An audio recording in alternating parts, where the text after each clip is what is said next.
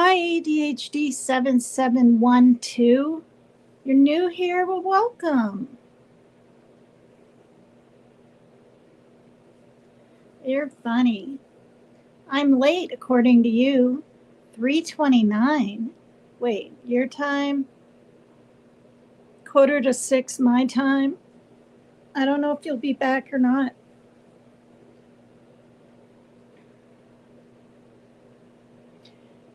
But anyway, I will give people a chance to come in before I start.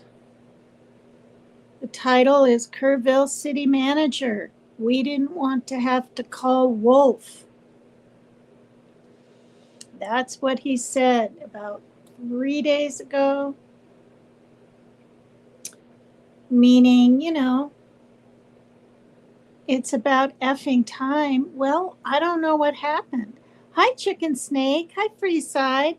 Well, this is a thing. I set it up, but I never went into studio, so it shouldn't have I didn't think it would do anything, you guys.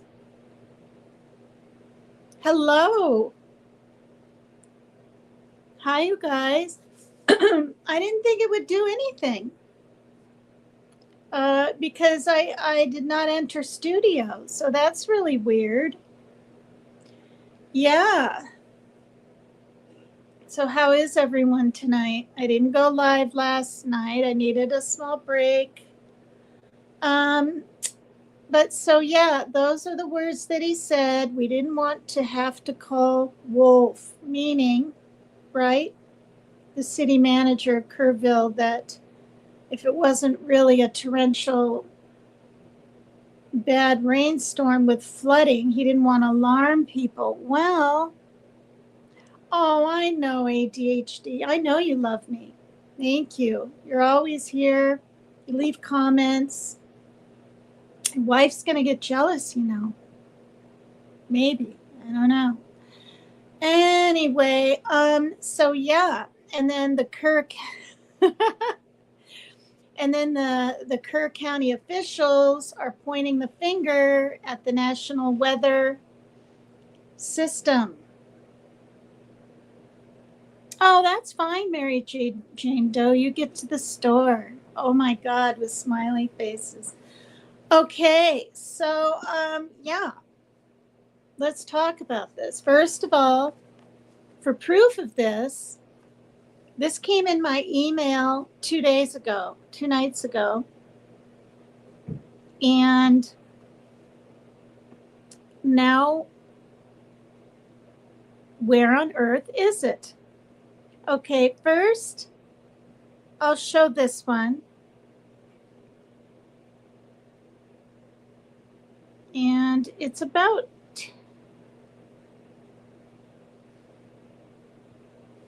because it's not about pointing the blame, it's about discussing it. And it's about how some counties had sirens, found that out today, in middle, or what is it called? Middle Texas, middle high country Texas, whatever, and some didn't. And as you all know, on top of everything, this is so incredibly serious. I'm sure you guys have heard. Hi, Luna 3 Moon. Hi. My girl knows I love her. Oh, I know. Says ADHD. 100 and, well, they said 161 are missing. No. Try 170. It's up to that now. And that's just in Kerrville. I mean, that's just incredible to me. That on top of that's more people missing that probably don't have a great chance of being found at this point, right? We're looking at getting close to 5 days later. Yeah, more than the ones that are, passed away. So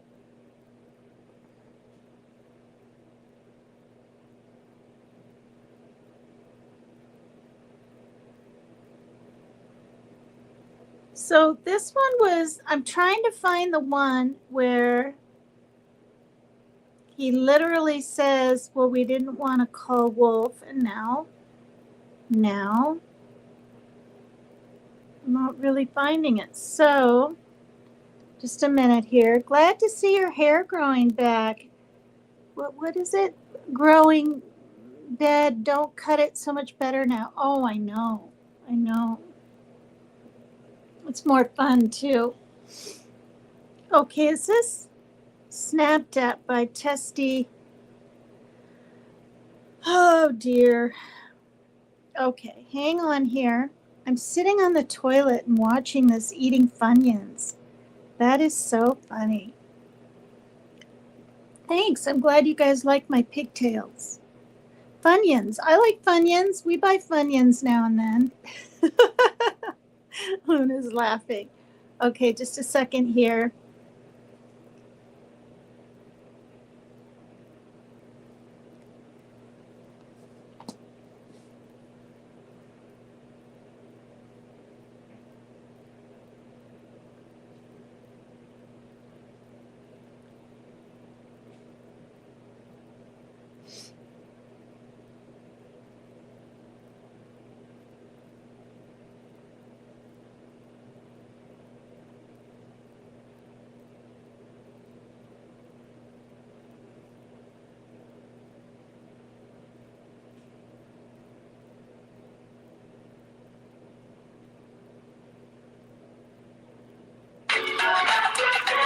Oh, these lollipop commercials.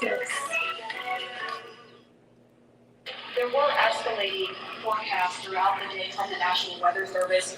What did the emergency managers of the county and other local officials do with that information, starting at 1:15 and onward, where you had the Dire River forecast at 6:30? Were emergency managers doing anything to put any processes in place to warn people on the river? So overall, we were preparing for the July 4th, weekend. So we had National EMR on site. We were, basically stood up kind of an incident command post, if you will, to prepare for that event. So everybody was kind of up looking at weather. We looked at the weather before. When you looked at the National Weather Service, flood map, it spanned all the way from the west side of Texas, with Kerr County kind of being in that upper northeast corner of it. And so everybody, including the National Weather Service, was looking at where's the rain going to hit. We know it's somewhere in here, but with rain, especially when you're dealing with terrain, you got to figure out. Sometimes you don't know until it falls. So once it starts falling, then you got to figure out, okay, how's the watershed going to do this? How's the science going to work? And when you had that north and south fork that we had talked about before, it all converged into one. We do know that a lot of the camps were looking at this just as much as as everybody was. With the rainfall percentages, even the National Weather Service had looked at, and don't quote me on the numbers, but it was anywhere between 1 to 7 inches. We got significantly over that. And again, when it goes into very congregated areas and how that watershed shifts into the rivers, that impacts things. And so the camps, obviously, we've heard stories where campers were getting up. They were up at 3:30 in the morning. They were trying to move to higher ground. That's the head. And the other interesting part of the terrain, and we've talked to UGRA folks as well, this is the headwaters of the Guadalupe. This is the beginning. This is where everything forms when it comes into the North and South Fork. And so as those things develop, it develops very rapidly, very quickly, and this rose very quickly in a very short amount of time. And so those campers that were able to do that, it worked. There's been the other question, and I'll just give this one out. Evacuations. Well, why don't we evacuate? Well, evacuation is a delicate balance, because if you evacuate too late, you then risk putting buses, or cars or vehicles or campers on roads into low water areas trying to get them out, which then can make it even more challenging, because these flash floods happen very quickly. It's what. And so we saw that in 1987, but was there any discussion about evacuation earlier, when it wasn't too late? Was there any discussion about that among the officials? Hi, Max. Sorry, repeat your question. Was there any discussion to evacuate or activate any emergency plans before it was too late, where it would be very dangerous like that? Well, so again, just like disasters in Texas everywhere, it's very tough to make those calls, because what we also don't want to do is cry wolf. We don't want to make sure that we activate it at the right time. it is very difficult, very challenging, especially with this. We're looking at 100 kilometers, right? That's a big straight line distance. That's not even along the river. These areas take a lot of time to get out to. So even when first responders were on the ground at 3:30 in the morning and we had reports, we had first responders that were getting swept away, actually responding to the first areas of rainfall. That's how quick it happened. First responders who have experience, who are Swiftwater qualified, were driving to as soon as the rain started falling, were driving to these areas, and one of them got swept off the road. Well, if it doesn't run out of time, last question, everybody, one last question. 1 and 4 a.m. from local law enforcement to the camp, saying, I know you can't get buses in an hour, but was there anyone telling the camp between 1 and 4 a.m.? You need to get the girls to higher ground. At the very least, you have to walk up there in the rain. If many of them actually. No, there wasn't. Not 1 to 4. From local law enforcement to anyone at that camp between 1 and 4 a.m. No. That I don't know off the top of my head. What I do know, though, is there's 55,000 people in Kerr County. Kerr County is a massive, massive area. From here to those camps is 45 minutes on a good day. And so, Yes, Max, I saw that obviously, one of too. the big challenges that we have, even when you have cell service, a lot of those areas don't even have cell service. Radio communications towers, radio towers within the hill country, it becomes very challenging. So there's a lot of areas, especially when weather comes in, where cellular towers are down or you already have bad service. So there's a lot of factors that play and a lot of variables in there on communication that, again, I think as we work through this process, we know everybody has a lot of questions regarding what are the next steps and what's next. And I think all of these are all great questions. And as we continue search and rescue and as we continue to move to the next step, we definitely want to dive in and look at all of those things, from cell service tower to radio communications, or emergency alerting. Any of those things, I think we all really need to take a look at and review. And we're looking forward to doing that once we can get the search and rescue and stuff complete. In regards to the total number of, before I say anything else, I just want to say thank you to you, all the first responders, to everyone involved. We've been praying. Thank you. We've been praying. The media's been praying. Thank you guys for doing that. I've got 2 questions. One, can you try to get an accurate count on the number of missing? I know you can't. I know we don't know we don't know what we don't know. Yes. But do we know a rough idea on total estimates that we're still missing overall throughout the county? And then one other follow-up, this may be for Senator Cruz. A lot of speculations being made about this being somehow man involved with the weather modification, with some of the rainmaker technology, working with farmland. Do you think any of that, is there going to be any investigations into that, or can you communicate anything on that? Let me answer your first question. I'm definitely turning that second one over to him. So on the first question, with missing persons, so obviously we have the knowns, the can't miss the kids, which is the numbers coming down as the sheriff has stated, and then we have the unknowns, but we don't know what we don't know. We actually have a 5 hotline line. It fluctuates between 3 and 5, but we're working on it. We get calls 24 hours, 7 days a week. We haven't hit the weeks yet, but we're still, taking in calls. We are collecting all that information. See, this was on the we don't weekend. have a solid number that we're willing to talk about right now. We do know that it is a lot, because we also are getting a lot of fake calls. You're lucky. This is a worldwide discussion, and we're dealing with scammers. Victims' families are being reached out to, saying that they have their kids pay me money. It's heartbreaking. It's absolutely heartbreaking. Oh, We're dealing with with mental health issues, where people are calling saying they have visions. All of these things we're dealing with on a day-to-day basis, and we're having to vet this information, and it becomes very taxing on our people. Again, this is an extremely heartbreaking. This is, if not the worst, one of the worst disasters in this region in a very, very long time, even beyond 1987. And so, but we're Best estimate, like dozens or hundreds, or just to give people an idea? a lot. So,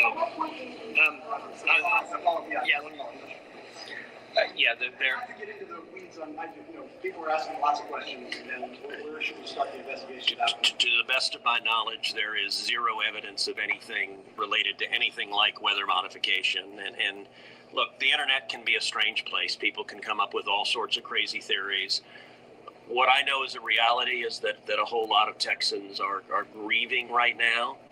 I will tell you, I was visiting with one parent who was talking about online being harassed online because their information was public, that they had a little girl who was missing at Mystic. And look, there are a lot of people who are messed up, and my call for everyone, there's a time to have political fights. There's a time to disagree. This is not that time.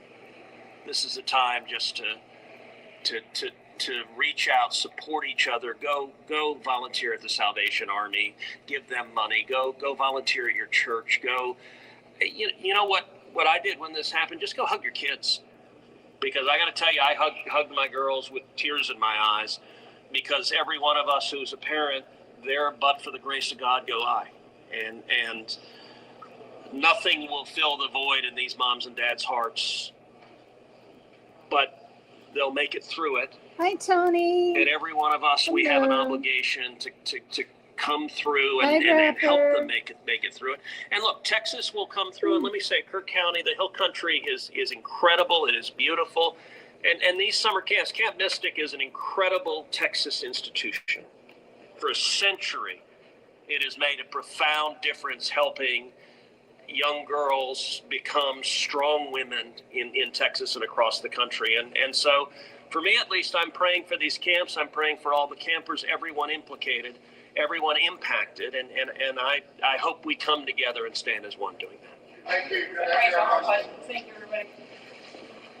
No more questions. Okay, that isn't the one I wanted to show. Oh, yeah, it is. 'Cause- All right, so there you have the latest briefing coming in from Okay, the so authorities there, that- state, local, and other officials who are monitoring. Okay, it says at least 89 people killed. So I guess that was a day or two ago.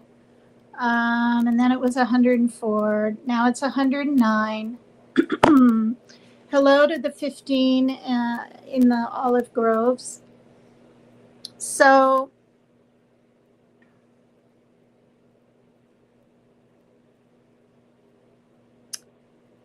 I don't know if Mary Jane is back. I think you are. Can you put the, what is it called? Oh my God, copyright disclaimer in chat? Did you guys see this guy get kind of upset? I'm going to read what came in my email. Why? Taken between the time the first flood emergency alert came in at 1:14 a.m. and then when the river first started flooding, those hours later. What were the specific actions and discussions that happened in this time? Right. Can you repeat that again, please? Absolutely. I would like to know, if you could outline, please, what the specific actions and discussions were that local officials took between 1:14 a.m., that's when the first flood emergency alert came out, and hours later when the river first started flooding. What happened in those hours? What I can tell you, when I was first notified, it was around the 4 to 5 area. One of my sergeants was in dispatch when the first calls started coming in, the actual See, 911 calls that's coming too in. late. It was between 4 or 5 when I got notified. Okay, but prior to that, in that 3 to 4 area, my understanding is, and we're in the process of trying to put a timeline. That's going to take a little bit of time. As I've told you several times, that is not my priority this time. There's 3 priorities. That's locating the people out there, identifying and notifying the next of kin. That is what I'm taking as my job as sheriff here to do. Okay. With all due respect, sir, I think that the community here is asking these questions. What happened? When did it happen? Was the emergency manager awake at the time? Did they push the button to issue an emergency alert? Sir, it's not that easy when you just push a button. He There's doesn't a lot know. more to that. And we've told you several times. So did it happen?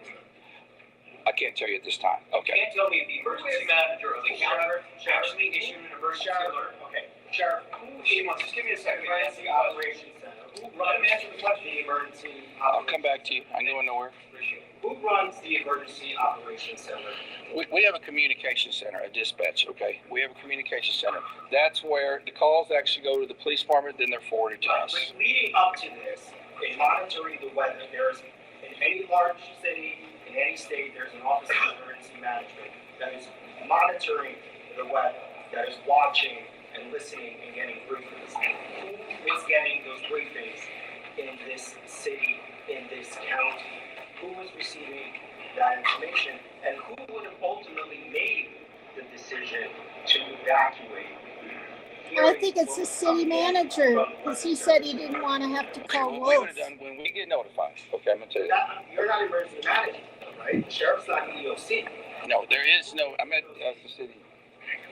Yeah. So we understand you have many questions. Right, Hang on. no, I understand, but you're not gonna answer the question because that's up to the city manager and the mayor to answer.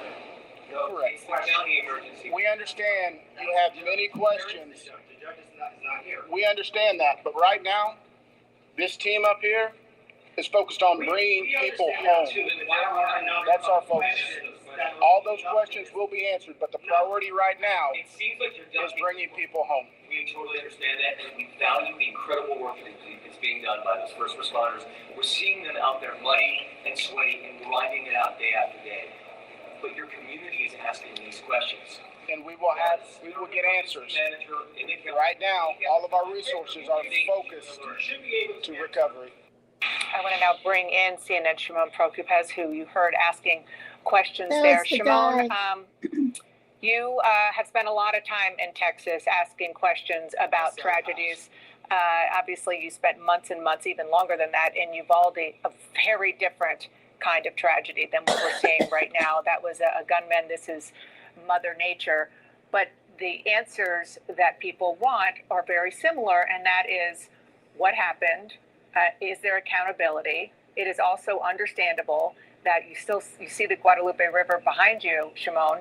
It is still relatively early after this tragedy began, and that there is still a recovery effort going on. The balance is important, but the questions are still there. No, the balance is important, and no one goes into these press conferences trying to disrespect the work of law enforcement, the emergency workers. This is really difficult work, and keep in mind, they're dealing with dead bodies, they're dealing with dead children. It's horrific, and so that is all very understandable, and no one wants to disrespect that process. But the bottom line is there are some questions here that need to be answered about how well the county and the city were prepared for this event, and how well experienced are they, the people that are in the decision-making seat, the people that are sitting at the table at City Hall, at the government here. How experienced are they to make a decision when there are warning signs of a potential life-threatening storm, life-threatening weather that's moving through the area? Are they experienced enough to make the decision to say, let's go, we need to evacuate these areas, or at least we need to go tell people you may want to leave? That's a heavy burden on someone, and it's a big responsibility. I live in New York City, you live in Washington, D.C. Anytime there's some kind of a weather event, not only are we getting alerts on our phones, but city officials are out there saying, hey, this is coming, be warned. And if they can't reach certain communities, they send the sheriff, they send the city police to the areas to let them know. So that's what we're trying to figure out. We're trying to figure out who was sitting in that position at the time to make these decisions. And so here's more, Dana, of my exchange with the city officials here, some of the government officials, and trying to figure out who exactly was in charge here. Who runs the Emergency Operations Center?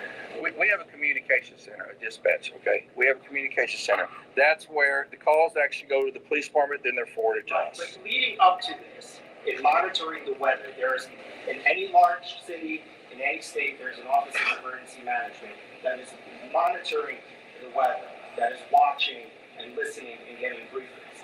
Who was getting those briefings in this city, in this county? Who was receiving that information? And who would have ultimately made the decision to evacuate, hearing what was coming in from the Weather Service and all? Okay, what we would have done when we get notified, okay, I'm going to tell you. You're not emergency management, though, right? The sheriff's not EOC. No, there is no, I'm going to ask the city.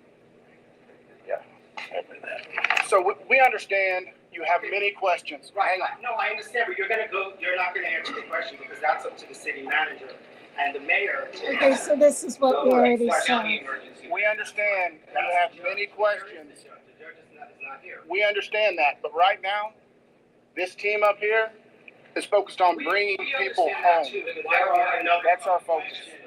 All those questions will be answered, but the priority right now It seems like you're is dumping. bringing people home. We totally understand that, and we value the incredible work that is being done by those first responders.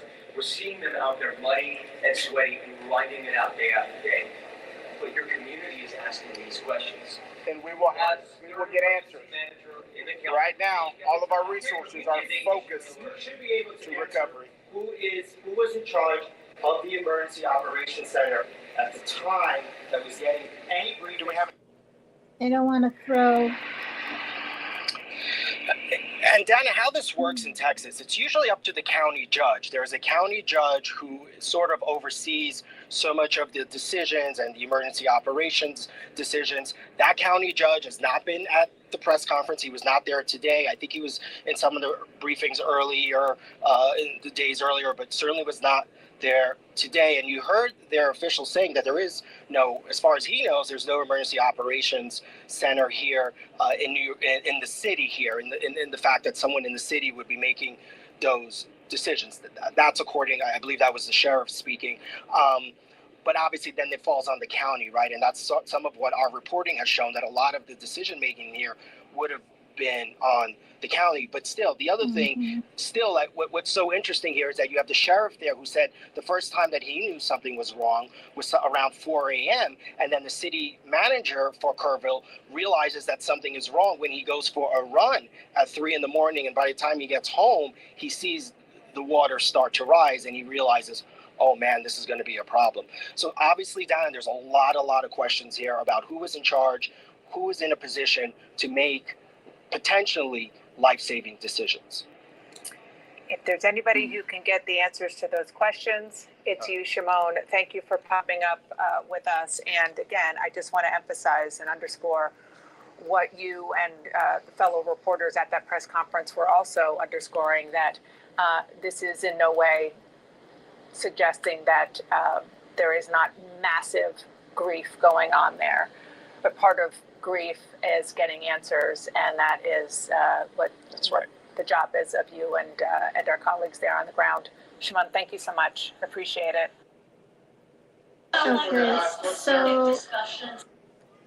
Okay, so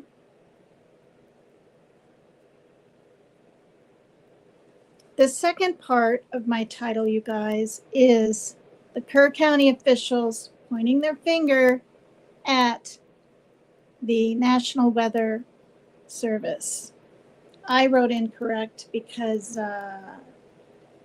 they gave out a flash flood warning in the afternoon of Thursday, and you'll hear it right here. Yeah, please hit the like. Thank you. I woke up with a little bit of a sore throat on this side and pressure in my ear, and was not planning on going live tonight, but I feel a lot better. I took Tylenol and I've been relaxing today. I had some pudding, cold drinks, hot drinks. So yeah, hopefully I won't get as sick as my kids. They're adults, but they're pretty sick. Parker's got a fever. I've been, getting him Tylenol, getting him his Powerades, making sure he has a fan and a cool cloth and whatever he needs. Yeah. Well, I think it's the flu with the way the fever is, and I don't think it's influenza B, because my daughter's feeling better on the 5th day, not 2 weeks later. That's what I think. So now,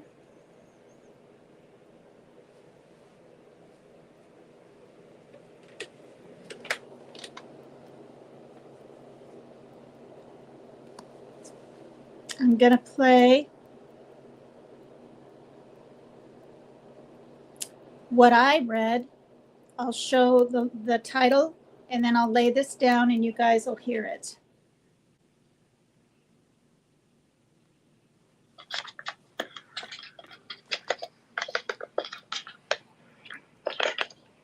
National Weather Service defense forecasts after Texas flooding tragedy sparked criticism from local officials.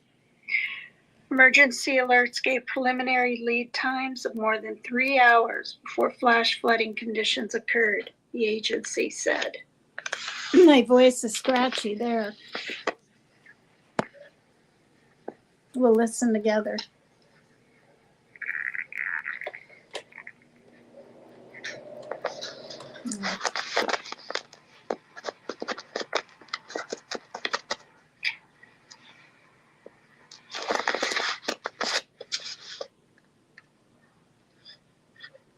I got this in my email Need to know. from people. The devastating flooding in central Texas on Friday led some state officials to point fingers at the National Weather Service, NWS. Defending itself, the NWS said its emergency alerts gave several hours of lead time before flooding began. Local governments were reportedly more delayed in warning residents.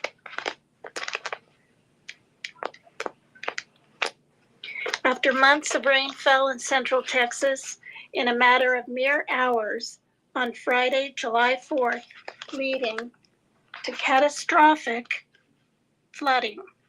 Some local officials said the National Weather Service's forecasts were insufficient. Now the agency is speaking out as questions continue about whether the warnings could have been more effective. Local officials have also come under scrutiny in the media for their response, and headlines have highlighted staffing vacancies at the National Weather Service, NWS, amid the Trump administration's cutbacks on some federal government functions. The National Weather Service is heartbroken by the tragic loss of life in Kerr County. National Oceanic and Atmospheric Administration, NOAA spokesperson Kim Doster said in a statement shared with People. As of Sunday, July 6th, more than 50 people have died. Okay, well, we know it's up to 109 now, and we also know that 161 people are missing in Kerrville still, as of today, July 8th. The overall death toll is continually rising. Doster said that the NWS began preparing and warning Texans in the area of the flooding to come the day before and issued emergency alerts several hours in advance. On July 3rd, the NWS office in Austin, San Antonio, Texas, conducted forecast briefings for emergency management in the morning and issued a flood watch in the early afternoon, Doster said. Flash flood warnings were also issued on the night of July 3rd and in the early morning of July 4th, giving preliminary lead times of more than 3 hours before flash flooding and conditions occurred. At a Friday news conference, Chief of the Texas Division of Emergency Management, W. Nim Kidd, told reporters that ahead of the devastating floods, the NWS had apparently underestimated the precipitation that the affected areas would later receive. The amount of rain that fell in this specific location was never in any of the agency's forecasts, Kidd said in part. Nonetheless, we have resources that have been surrounding this area since yesterday. When the rain fell and the calls came in, we immediately jumped into action. According to the NOAA, warnings began as early as Thursday, July 3rd, with the National Water Center Flood Hazard Outlook indicating flash flood potential in Kerrville, Texas, and surrounding areas. See, flash flood At 1:18 potential. p.m. local time, NWS, Austin, San Antonio issued a flood watch through Friday morning. As noted by Mr. Kidd, however, the forecast was for less rain than what later fell in the region. The early alerts warned of as much as 5 to 7 inches of rain, less than half of the 15-inch downpour that came down in parts of central Texas. The affected area is very vulnerable to flash flooding, and the most crucial alerts also arrived overnight, the worst time to get emergency warnings out to sleeping residents. The first flash flood warning was issued on Thursday at 11:41 p.m. local time for Bandera County, according to the NOAA. Later, the first warnings for life-threatening flash flooding, which trigger cell phone emergency alerts if users haven't disabled them, were issued for Bandera and Kerr counties in the early hours of Friday at 1:14 a.m., NOAA said. And that's if different parts even get cell service. The Kerr County Sheriff's Office sent the first report of flooding at low water crossings about 3 hours after that. Low water crossings only. That's what the county sheriff said in Kerr County. A flash flood emergency was issued for the Guadalupe River, which overflowed, leading to much of the death and destruction at 5:34 a.m. on Friday. And while some Texas officials have pointed fingers at the NWS, National Weather Service, local governments and authorities were more delayed in issuing warnings. The Kerrville Police Department made its first post around 5:16 a.m. on Friday, hours after the NWS alerts. The department reposted NWS Austin Santonio's flood alert warning of a life-threatening event and instructed anyone near the Guadalupe River needs to move to higher ground now. During a Friday news conference confirming multiple initial fatalities, Kerr County Judge Rob Kelly, the county's top official, insisted that they didn't know the flood was coming. He noted that locals had faced severe weather before, but were caught off guard by these rains. He also said the county does not have a warning system in place for flooding. This is the most dangerous river valley in the U.S., and we deal with floods on a regular basis. When it rains, we get water, the judge said. We had no reason to believe this was going to be anything like what has happened here. None whatsoever. Okay, then he didn't listen. Well, hindsight's 2020. And apparently now they're literally going to go, they're literally going to have sirens and other things implemented. So in a nutshell, all those people had to die. All those children and adults had to die so that others could live. That's what it's looking like.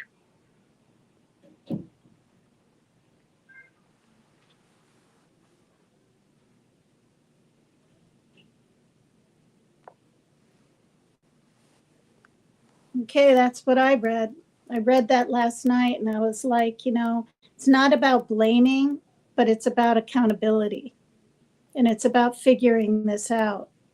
And I guarantee you, if it was those county officials, you know, kids, they'd be wanting questions right away, like that.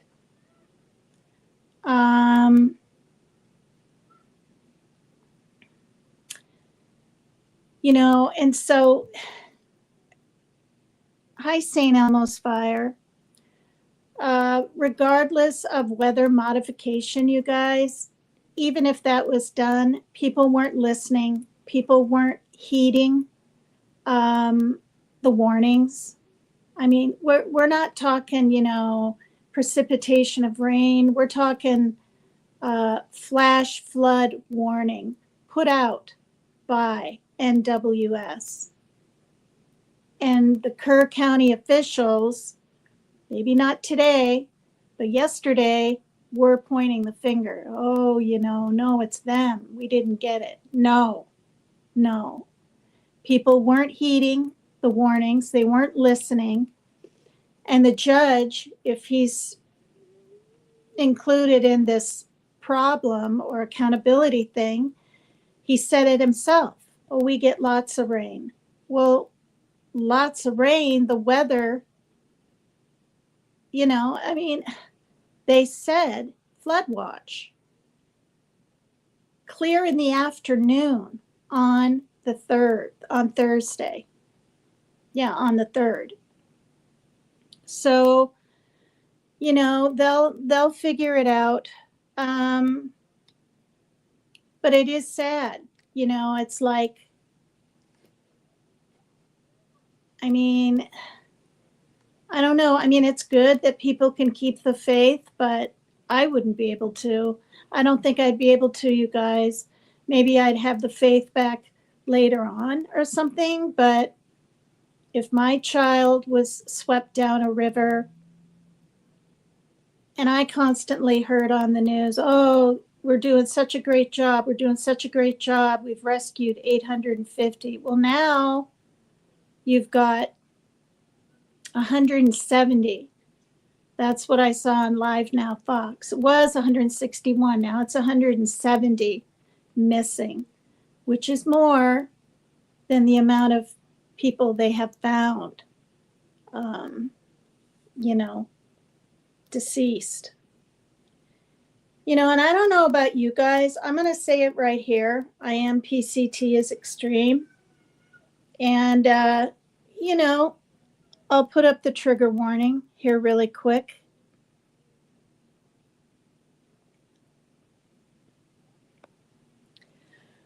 The thing is, they're not finding bodies that are clothed.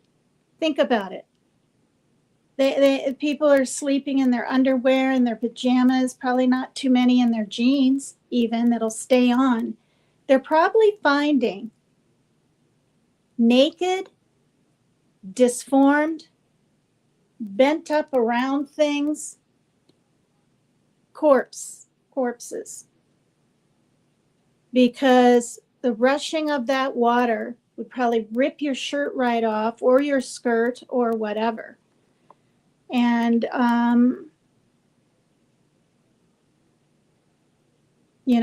what a way to go. I never had like a near,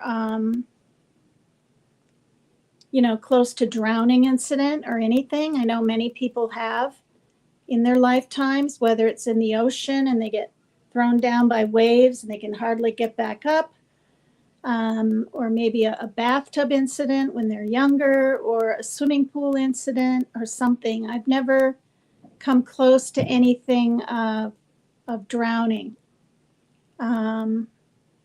Yeah. So,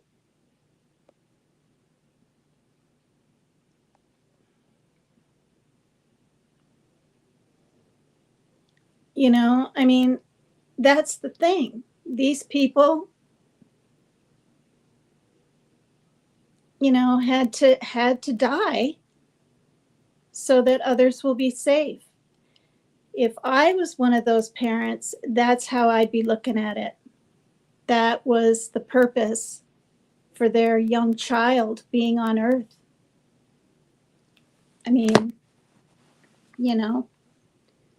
Now, put a 1 in chat if you've seen the picture of this type deal. This came in my Facebook, okay? And this isn't the 161 missing or anything, but look at that.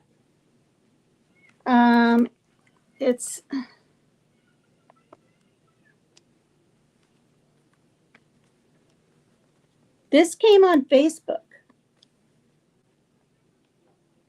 These are people, families. Some of these children on here have been found, like her. Oh, it says found. Okay. But like I was looking at, these 3 have not been found, but the dad has been found. I was looking at over here. This father, Brian Carpenter, and his little daughter. Right there. Those 2. Just families and families. And then there's an entire, and this guy right here, Aiden. Okay, it's lousy. It's just that guy right there. I know you can barely see his face. They've shown him on TV. He's still not found. But the other day, his girlfriend, Ella, who was staying in, was it her? No, his father's house for this July 4th, and their 3 friends, they were all found. And the mother, I believe that it was in my email on People. The mother found her daughter, Ella, and she was out there looking, and I don't know how that happens, but it said mother was led to daughter on the thing, and I was just like, oh my gosh. But Aiden still has not been found. Unless in the last few hours this afternoon he has been. And he was talking to his dad. You probably saw it on the phone. And he said, oh my gosh, 2 people were just washed away. His friends were washed away. He said something like, I got to go to his dad, and that was it. And then I'm sure you guys heard about the guy who had 2 little boys, broke the window out with his arm and, bled out, which is really sad.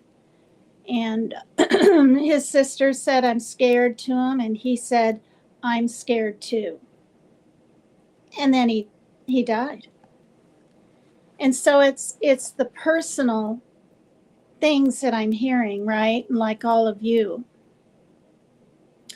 that are so sad. I don't even know how much more I can even really look at. But I do wish. I peeked over to see if Dolly Vision Jimmy was still covering it, and he didn't for a day or 2, and then he did, and he said that he's been getting flack or something about using AI on his thumbnail. I'm just gonna say it. It just makes it all the more heart-wrenching, and I know that's what he wants. He wants to bring the viewers and the right, but I don't think it's right to use AI. I just don't. I'm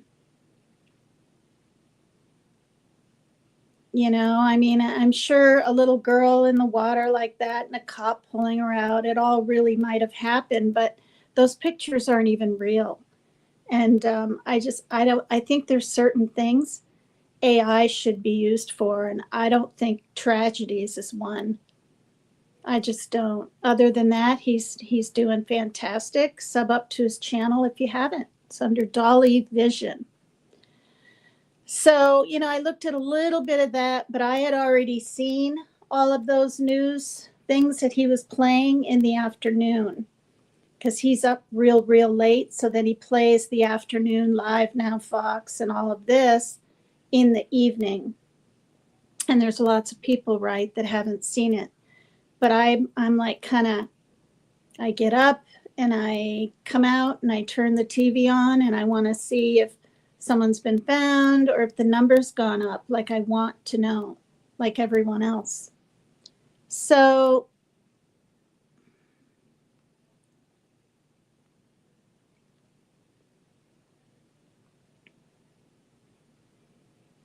yeah.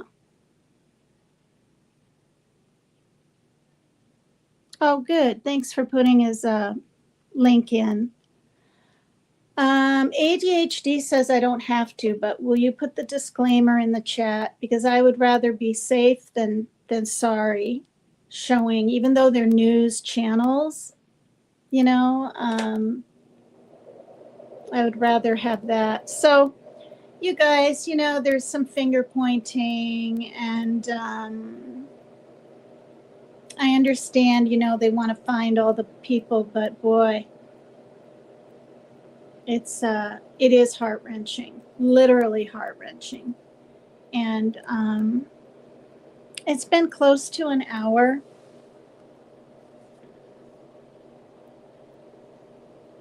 I'm sure you guys have seen this picture. It's a little fuzzy, this big burly, I think he works with the Cajun Navy, I think. And he just breaks down in tears. Thank you, Mary Jane Doe. He's got tattoos. He's big and strong and burly. And that was the initial looking few days back for Mystic Camp. I took these pictures last night, and look at this. This is how calm it is. These are pictures that an Ashley Sutton took, Camp Mystic, as I will always remember. Photos taken in 2022 during alumni reunion. So, we've got that. Look how calm that water is. They said the Guadalupe River is usually 1.3 feet. That's what I read. And then you've got that up there. It's very pretty.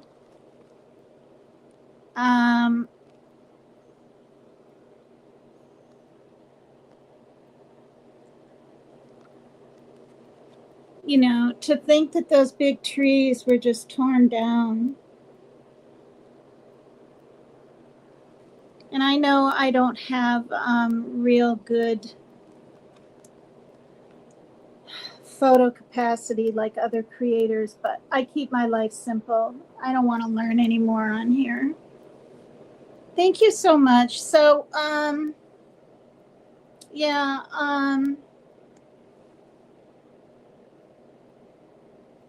I don't know. Like, I'm laying in bed and I'm thinking about families that are wondering where their little girl is. I mean, it wasn't that long ago that, my daughter was 7. We took the train to Iowa.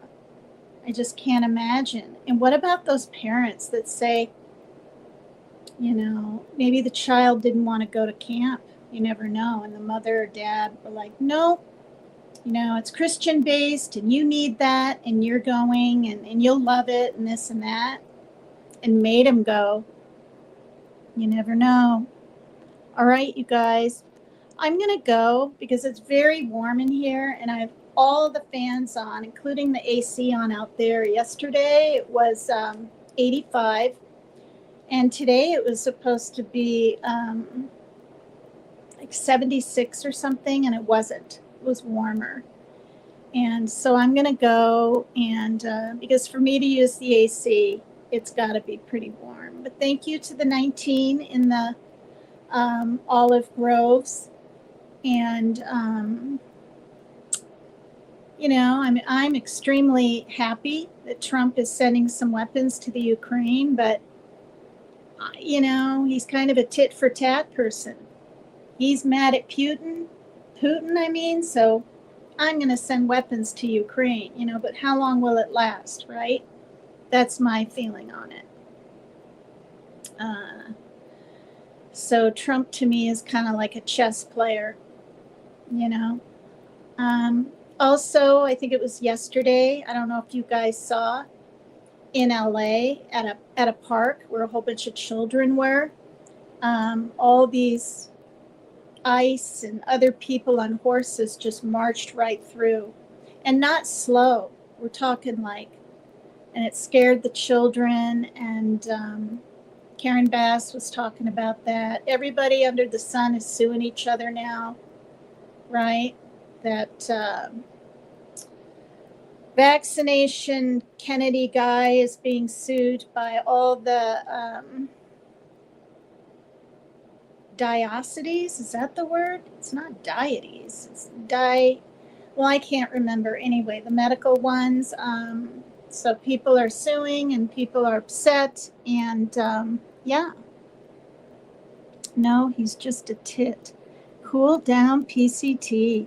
Oh, I'm totally cool. Oh, you mean with the fan? Hi, Dot. So yeah, thanks for coming and listening to me. I just wanted to share a little of that finger pointing, and I wanted to stick up for the National Weather Service because if people don't believe me, they can look it up or something. But they put out flash flood warning on Thursday afternoon about 1:30 in the afternoon for it to be coming. That's plenty of hours. And someone dropped the ball. We all know that.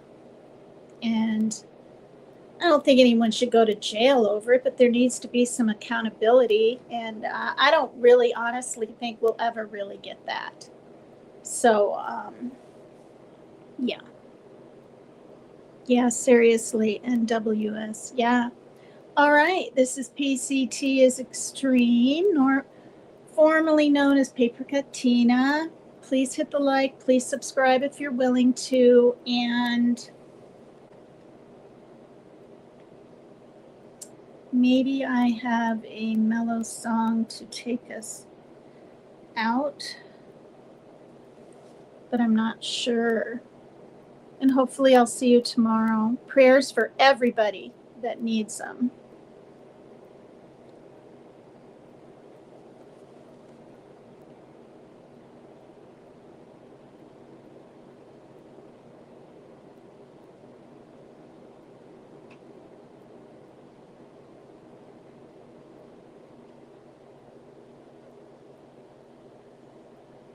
This song, Long Distance, to me just sounds kind of like, that's why I played it the other day, and I'm going to play it out. It sounds to me kind of like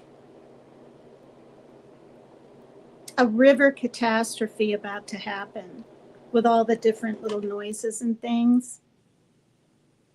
I almost hear gurgling sounding, I think. But it's 3 minutes and 18 seconds, and it's by a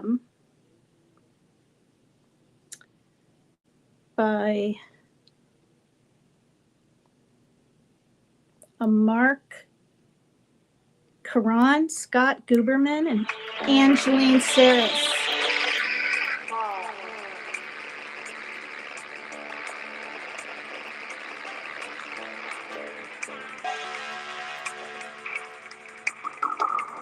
Almost sounds like impending doom to me.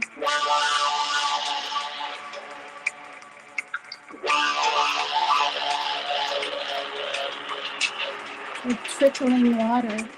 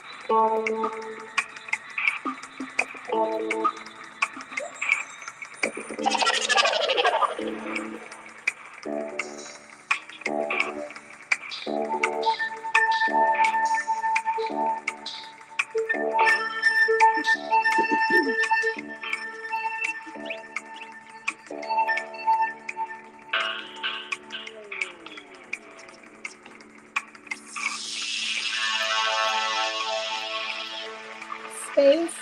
I thought I heard this sound like trickling water sound.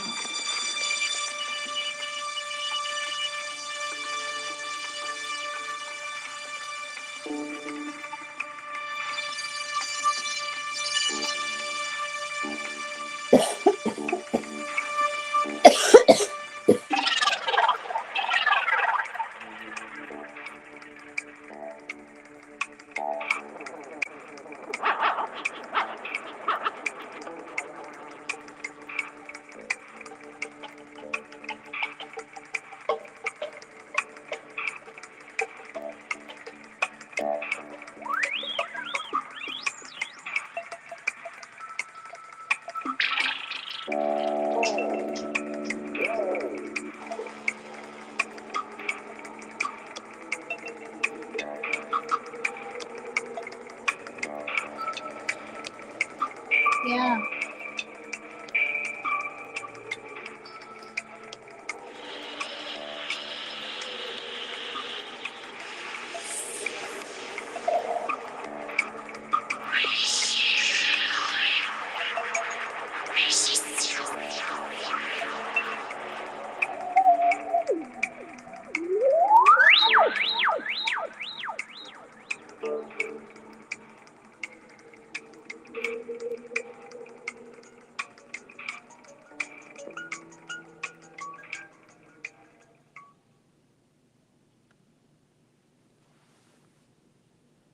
Thank you again.